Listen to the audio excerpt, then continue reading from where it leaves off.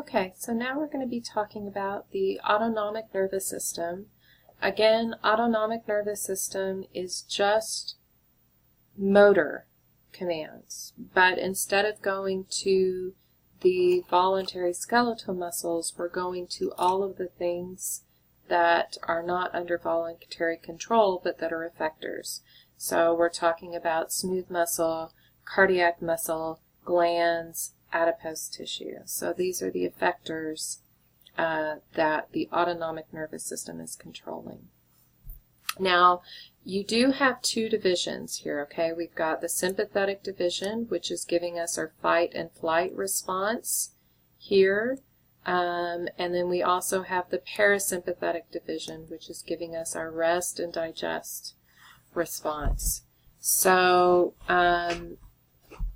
the difference is that sympathetic is going to do things like speed up the heart muscle, speed up breathing rate, dilate air passageways so that we can breathe in more quickly to get us ready to either fight, like this guy looks like he's about to do, or to run away, which is probably what I would do. Parasympathetic system is generally going to have an opposite effect. So it's going to slow down heart rate. It's going to help those respiratory passages get smaller because you don't need to bring in as much air as quickly.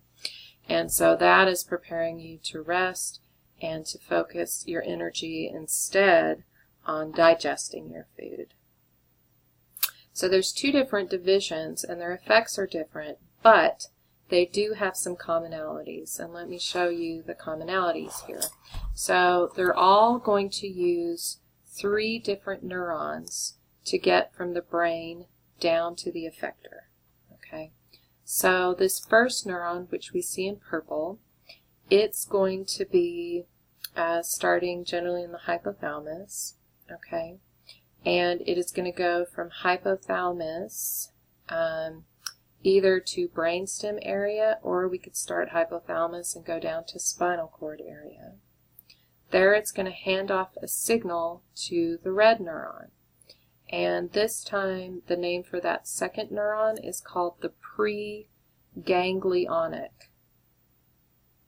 I'll explain what that means in a minute.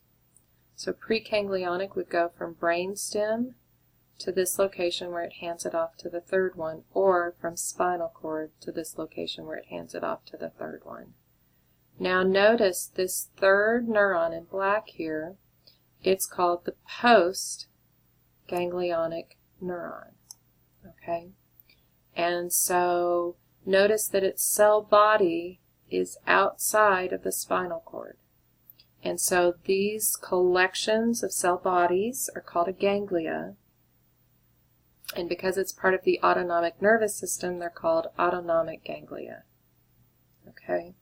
So again, here this postganglionic neuron is going to have its cell body in the autonomic ganglia, is going to deliver the signal that it receives from the meaning before ganglionic neuron. It's going to take that signal, hand it to the post, meaning after ganglionic neuron, and send it to the effectors.